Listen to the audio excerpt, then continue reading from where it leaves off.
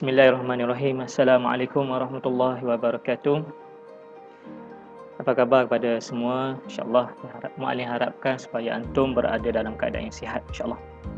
Okey, untuk hari ini Mak Alin akan menerangkan, Mak Alin akan sambung lagi untuk tajuk bab yang ketiga, iaitu keistimewaan Islam. Okey, kerana untuk yang sebelum ni ada lagi yang Mak Alin tak habiskan lagi untuk tajuk ni. Jadi insyaAllah hari ini Mak Alin akan sambung lagi untuk tajuk ni, keistimewaan Islam. Okey, kita tengok dulu.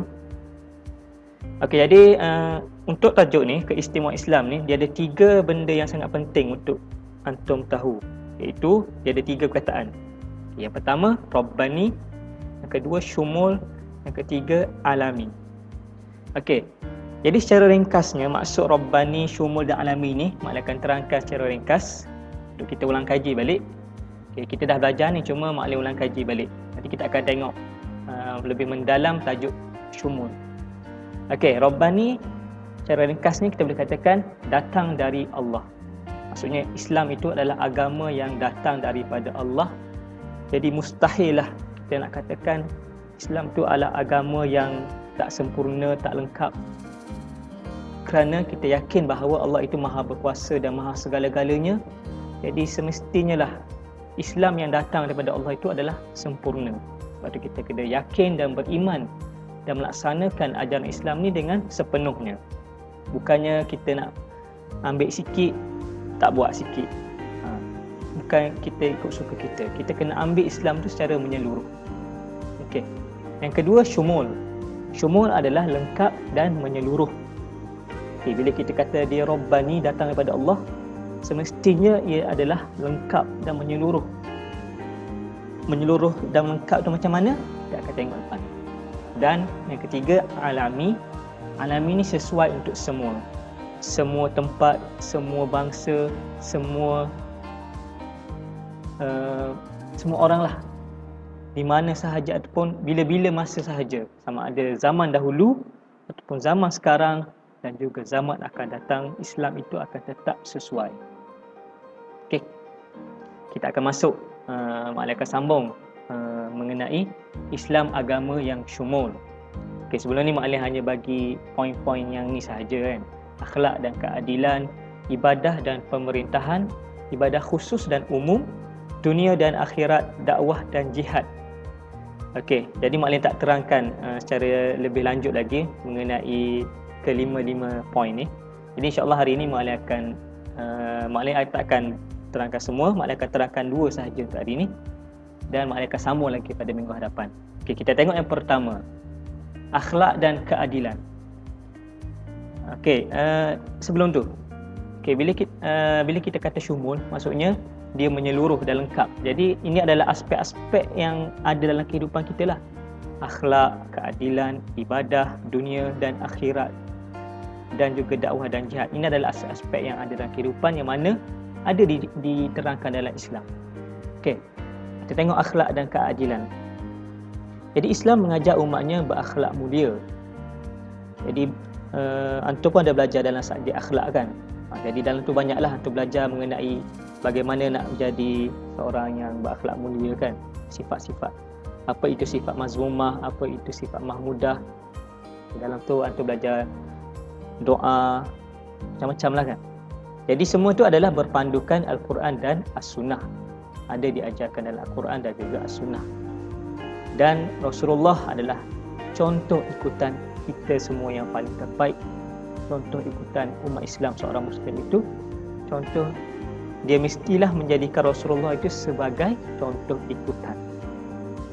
Dan akhlak mulia ni juga akan melahirkan sifat adil.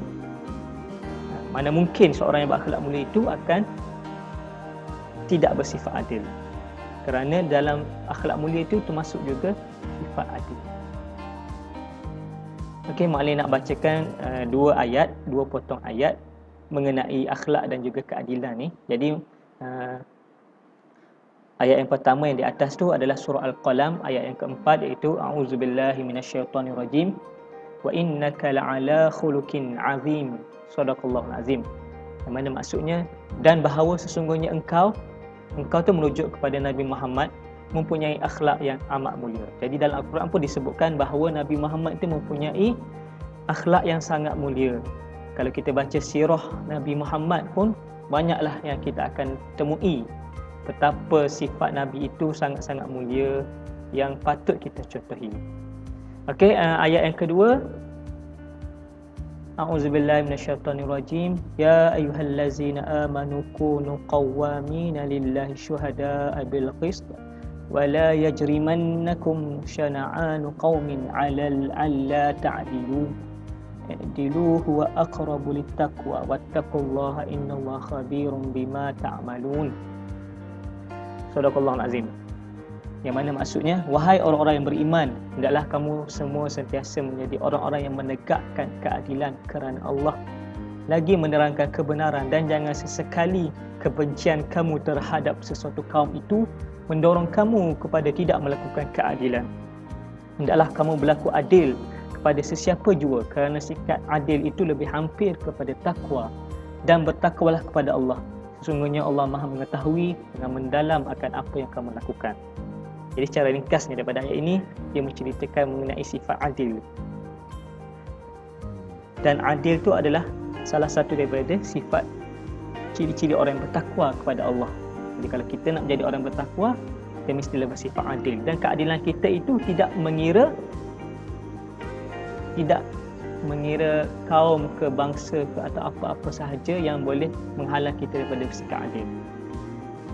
Jadi itu adalah mengenai akhlak dan keadilan. Okey, yang kedua adalah ibadah dan pemerintahan.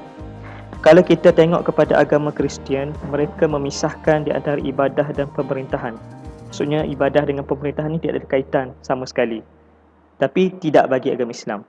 Jadi dalam Islam, dia menjaga hubungan di antara individu, masyarakat dan pemerintah.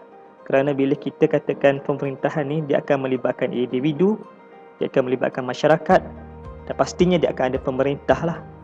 Okay? Maksudnya orang yang memimpin dan orang yang dipimpin mesti ada dua. Kalau ada salah satu sahaja, dia tidak akan jadi.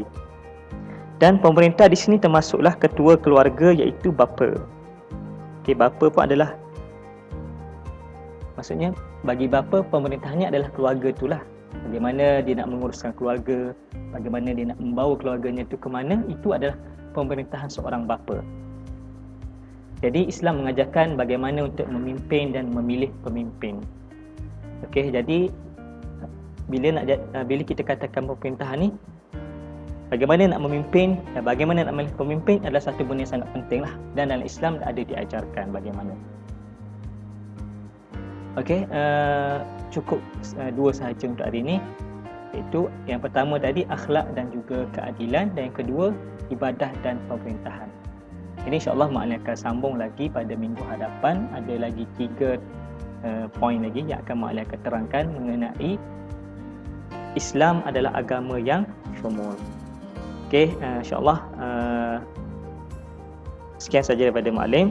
Wallahu a'lam. Assalamualaikum warahmatullahi wabarakatuh.